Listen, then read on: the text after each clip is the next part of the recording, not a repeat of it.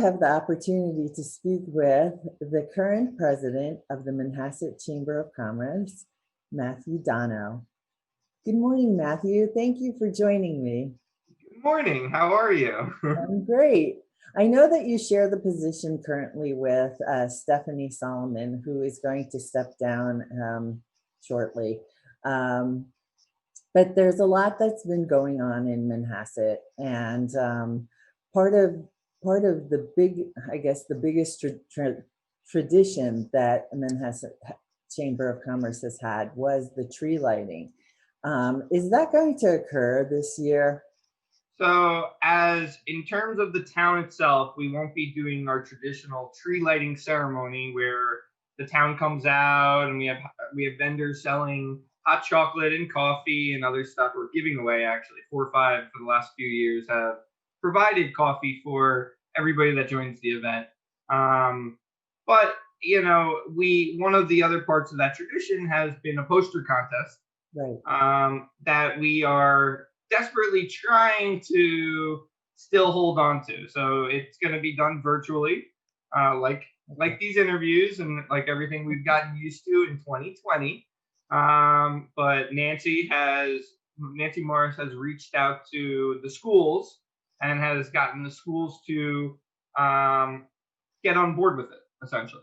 So, and then where traditionally the chamber will pick the winners, we have given Nancy the privilege of her own staff going through the images and helping pick the winners this year. Right.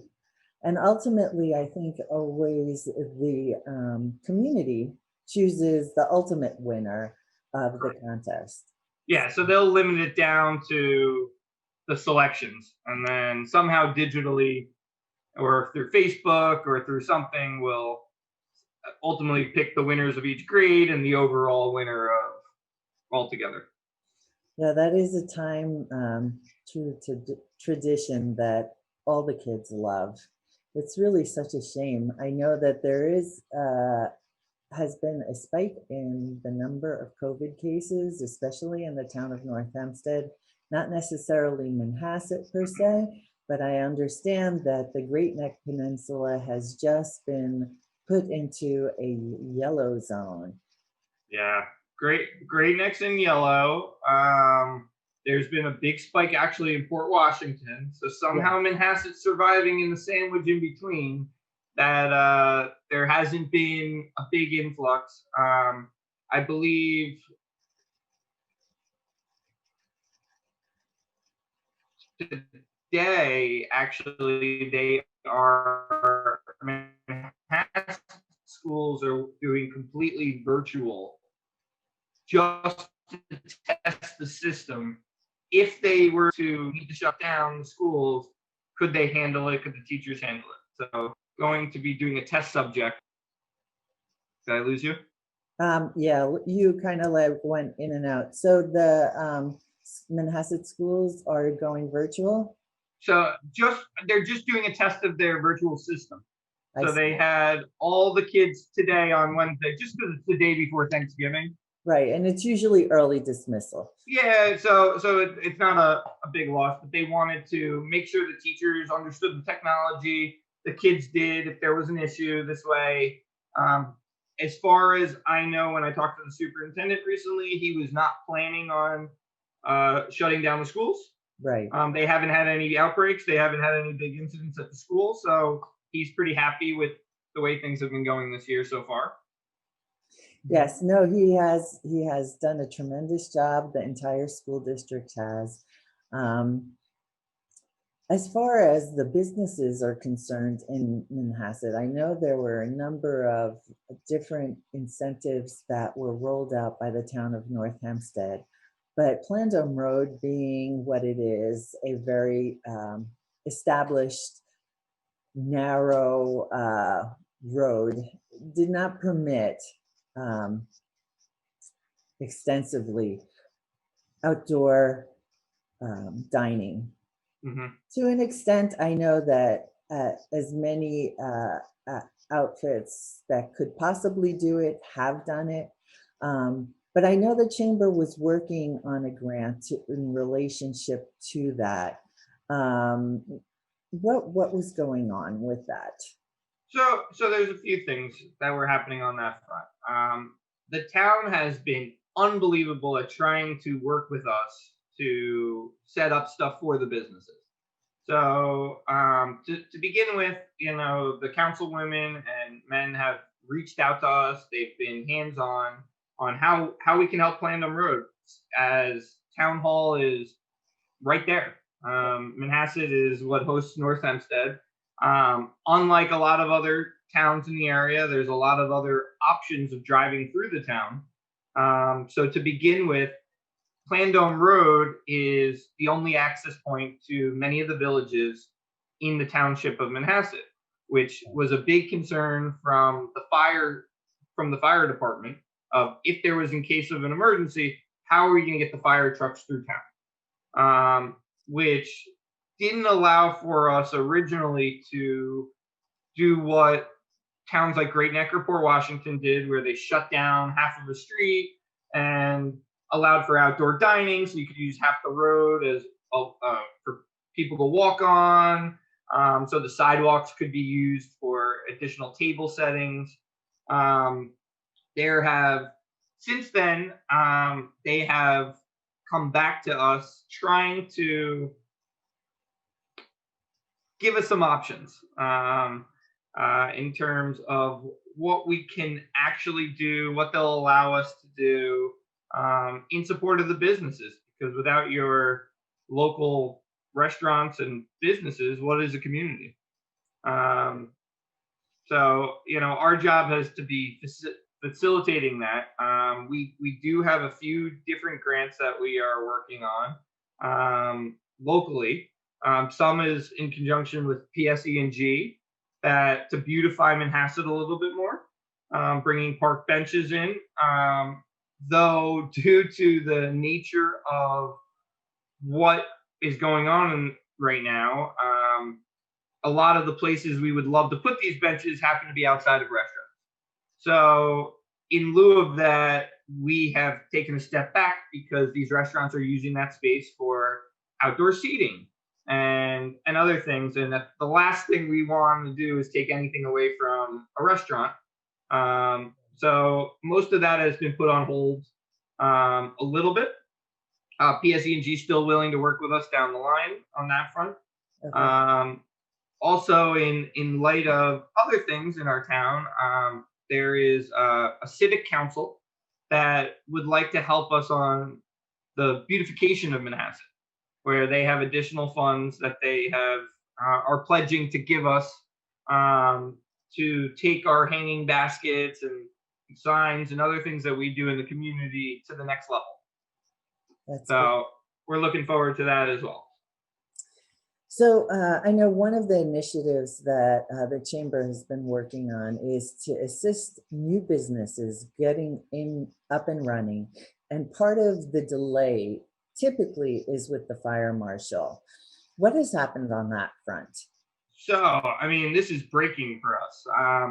We have never had a bridge between the Chamber and the fire department. Thanks to Rich Nicolello and other members locally and in Nassau County, we have now access to the fire inspector on behalf of our members and other businesses. So if you're a new business in Manhasset and you're doing a renovation of the building, or you just moved in, you're building it out for the first time, you can come to us if you're having an issue with the fire department, and we will be a bridge on behalf of you. We do not give out that contact information. It will remain at the leisure of the presidents of the chamber at the time to be that point of contact.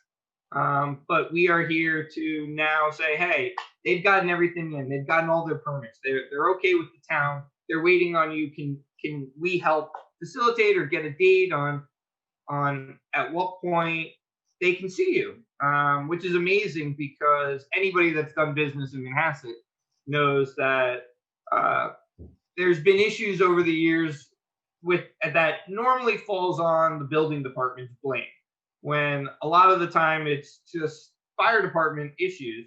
Right. Um, with that being said, the fire department's not to blame.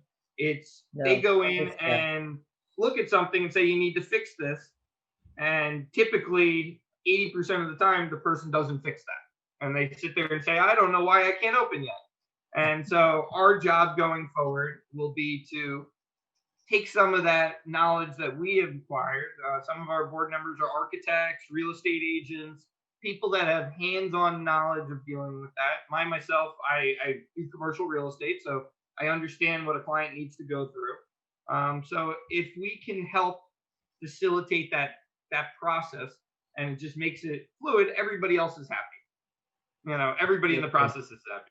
That is such a vital part of opening up in Manhasset, especially since Yes. it's such an established area and there are so many unique things related to a building. Mm-hmm. Well, congratulations, that's wonderful. Also, I know another initiative that has been started and now is being contemplated rolling out is wastewater management. And I know that there was a report done, and perhaps you can speak more about this wastewater management. Sure.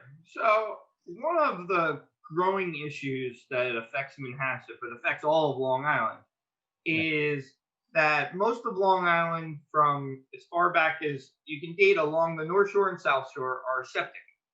There's no sewer systems. The problem with this over the long term is that it's become an environmental issue. If you were to look at our natural ponds and lakes and other things around Long Island, there's a massive buildup of algae, which has actually destroyed the habitat and the life of that, and it's now seeping into our water systems. Right. So in general, our drinking water is now getting affected from these things. So the initiative that has been started over the last few years is doing a study on the wastewater system of Manhasset, in conjunction with the Great Neck Water District.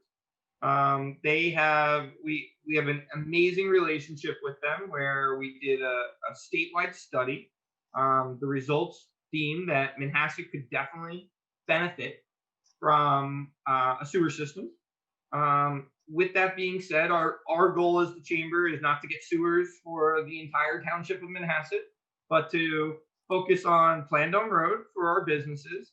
Right. Over the years, due to the current way that they have to deal with their waste, they have to pump their sewage out. In doing so, it's very costly. On top of the fact that Manhasset already is a very expensive rental market to open a business. So we have worked with the Great Neck Water District and Sewer District, and the town of North Hempstead, which to move this process forward. Just recently, we have gotten the town on board, where through a process of things we've done as a chamber, from getting signatures from all the landlords and retailers on Plandome Road to say, hey, if we got this, would you hook into it? And overwhelmingly, where we were a little afraid we wouldn't get the support we got, everybody was on board. In the past years, in the history of Manhasset, the fear of bringing sewers into the town of Manhasset is that it would change the building codes, that people would build high-rise buildings, that it would change the structure and integrity of the look of Manhasset that has been around since, my father, born in the 40s in Manhasset. And as I see pictures of him standing at the Memorial Day parades back then, Right. So the traditions and look of Manhasset has really remained the same, with a few facelifts to the buildings that look unbelievably stunning. Our landlords have done a great job Absolutely. refacing.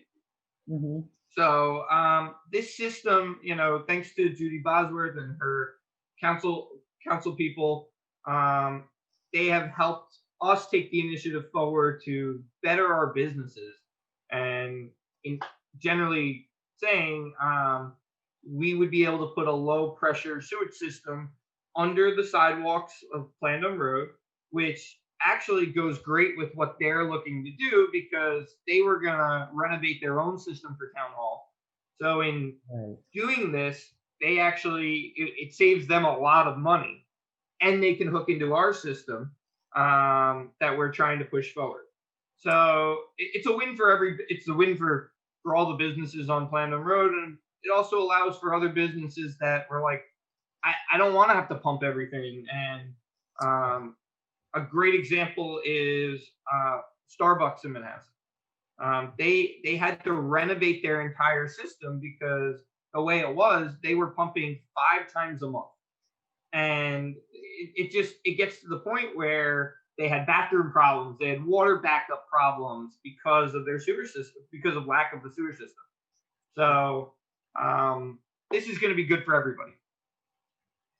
And I understand that the Greater Manhasset civic associations are also very supportive of this initiative. My understanding is that funding is required for this. And has anyone reached out to Senator Anna Kaplan for additional funding on this? So we actually started this process a few years ago under Senator Elaine Phillips, who has passed the ball to Senator Anna Kaplan. Anna has been Senator has been very, very supportive of what we're doing, and she has looked for some funds for us. Unfortunately, we're trying to do a lot of stuff in a year like 2020 where the priority of the state and the funds hasn't been necessarily infrastructure. It has been keeping the state afloat, health issues, and other things. So it's been hard, but we've looked into other reserves of funds that may meet the criteria with, especially when it comes to environment and water systems. So Anna will help us how she can. Senator Kaplan will help us however she can. But in the interim, it's sometimes if you want to get something done, you got to do it yourself. So due to our great board and access to people, we're going to try the best to help the town and help the businesses get this accomplished. It's probably not. It's not a 1, 2, 3 type of thing. It's probably a year plus in the works. But the most important part of this is having everybody on board. So when you have the Greater Civic Association on board and they think it's a good idea, and the president Bruce Bentley is on board with what we're doing, and you have Town of North Hempstead on board, you have two powerful organizations, and the town being the most important part of that is if they're willing to do it, then they're willing to put some funding in if they can, or work into the budget on their side how they can help. Now, obviously, the amount is much more than the town itself is going to suffice, so we have to go to the state and these other organizations. So, but we're very hopeful. I understand. Recently interviewed the now elect Assemblywoman Gina Siletti. She's also very much endorses this project, and being that the assembly is where they look for the funds for infrastructure, I think that she's on board as well. Yeah, I haven't personally gotten a chance to talk with her yet. It's on my to-do list, but in lieu of the holidays and everything else, it's just been and it's limited in being able to reach a lot of these people because they're busy with new things and getting things in order before as we're about to go into the holiday season, and our government likes to take a break for the holidays. So, but well-deserved break too. I'm looking for in January, starting things off the year off with her, and uh, getting my foot in the door from the get go. I also understand that the transition of the old board of Chamber of Commerce it takes place in January. Has anything changed? I know in the past there used to be a big luncheon associated with it, and various merchants would attend the event, typically held at a Manhasset location. What is projected, because I don't believe that at this time the vaccine has been No. put out. So I know that the chamber doesn't stand still. It continues to move and do wonderful things. So I can answer that. We have a bunch of different ideas that hasn't been firmed up yet. But what I think is going to happen is we're going to have either one of the council women or somebody swear us in on town hall steps outside. And then amongst our board, I think we're just going to grab some lunch. Nothing big, as you said. In past years, we've had 150 people show up to our luncheon, including politicians, local service people, all our local businesses. It's also a great renewal process for us in the past, where we've gotten a lot of businesses that have not been chamber members to become chamber members. They come to our events, they get, it's very hard when you don't get hands-on to see what we do. Manhasset's such an amazing town, and our speakers over the years, we're blessed with celebrities galore that live in the town of Manhasset that are happy to talk about our businesses and our town.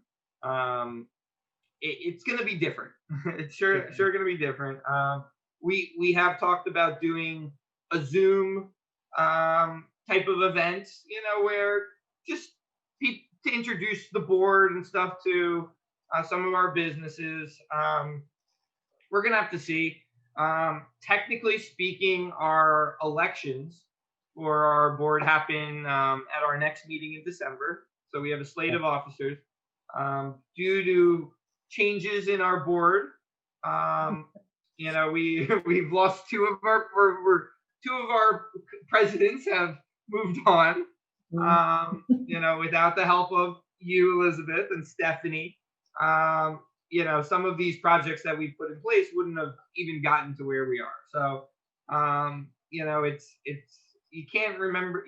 It's important to remember how you got to someplace, and the people that made it important to get there. So, we'd like to acknowledge that as well. And, but I'm very hopeful because, unfortunately for us, some of our board members are past presidents and have been on the board for decade, or so. So we have actually, I'm pretty sure, other than most of our board have been past presidents, to believe it or not. So we lost our treasurer, who recently moved to Connecticut for a relocation. But due to the remote aspect of our lives these days, he is going to stay on and help us out temporarily. He's works for a bank and just got moved to another branch. But in the interim, until we can find somebody we trust to handle the money, and or somebody that's been more established within our board to take on that role, Lenny, who's our treasurer, is going to continue to do it, which is, the treasurer of a chamber isn't a very difficult job. It's, just reporting information. So he's like, I can still do that. And he's still in the same bank where we're still banking. So he has access to look up everything. One of us will take over deposits and things like that on a local level. But he's offered to keep writing checks for us in the interim. Right. I'm looking for somebody to replace that.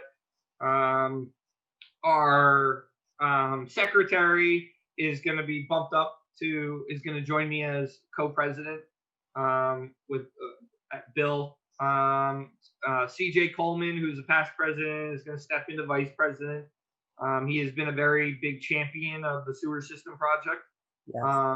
Along with TJ Costello, who is one of the past presidents from a few years ago, who's an architect who's also been great and hands-on. So we're building a good core that is, at least for the next 2 years, should be a pretty solid foundation on some of the projects we want to tackle. The rest of our board is amazing. I mean, we have people from all areas of expertise, from if you want to get rid of mosquitoes in your backyard to, you need a real estate broker, we have tons of them. So from young to more mature and more experienced brokers that have been doing this for 20, 30 years, the chamber is amazing in that aspect, that it brings people from all areas together, all age groups, all genders. So it's something we're looking forward to going forward. That's great. And I understand that new businesses are being added all the time. And now these businesses are not necessarily storefront businesses, but home-based businesses. Can you talk a little bit about that? Sure. In the past few years, the chamber itself looked at physical locations. You're a retailer, you're part of our chamber. And in the last year or two, we've decided to say, hey, you have a business, but you work from home. You're an important part of our community. So we have taken the steps to try to reach out to everybody, whether you're an accountant or a lawyer from your home, or any other business that you may operate, especially now in this year. I have, from a commercial standpoint, seen a massive amount of New York City corporations who have closed their offices and have given people the ability to just be a remote worker. So now that you're home and you're not in the city anymore, how do you network? How do you get involved? How do you get hands-on with people in the community? Through the chamber. Through us, you can, hey, you're an accountant. Guess what? Planham Road has businesses. They may need accountants. You're an attorney. People may need a lawyer for things. So the best way of word of mouth is to join a group like ours. Yeah. Excellent. One of the I know controversial businesses that are considering locating themselves on Planham Road is a 7-Eleven. Can you speak a little bit about that? Sure. On behalf of the chamber, I don't have an opinion on whether a business should and shouldn't come into the town. To me, if there's a vacancy, that's good for the town to fill it. So I do not think, there are people that think 7-Eleven will breed crime and other things, where I think 7-Eleven, I've seen them actually change stuff. I'm involved in a project in Wyandanch, which was an area that was struck with a lot of crime, and a developer came in and built a new area where actually the 7-Eleven is one of the cornerstones of it, and they haven't seen any uptick. They haven't seen anything. If anything, you see people policing their own community. If you're afraid of something happening, be the force that stops it. As in terms of a chamber, all I can do is support the businesses that want to locate here. Manhasset's an amazing town. I was born and raised in it, and I don't see there's any reason why people should fear a business. I mean, what they're fearing is change. But the business I'm most excited about is Carvel, that I've been waiting a year to open. I hear they're going to be opened, I think, by the spring. So, fingers crossed.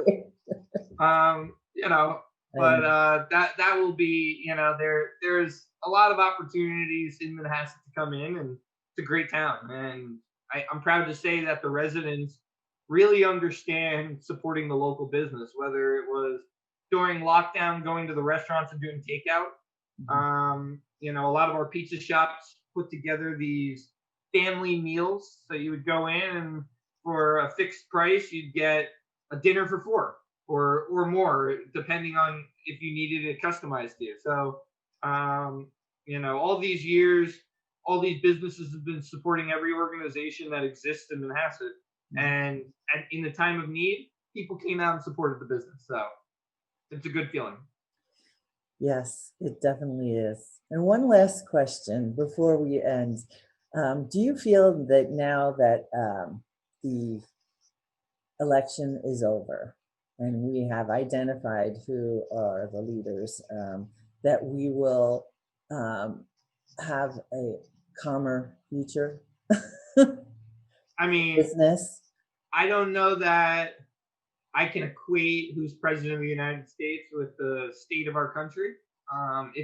If you, from a political standpoint, want to look at it, 50%, almost 50% of your country voted for both of them. Exactly. So I don't know that anything changes in terms of the climate.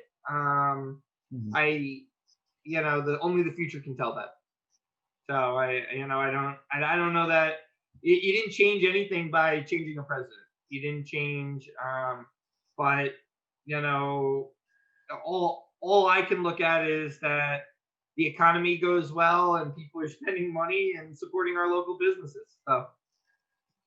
Well, I thank you very much for joining me today, and I hope you will look to join me in the future next year.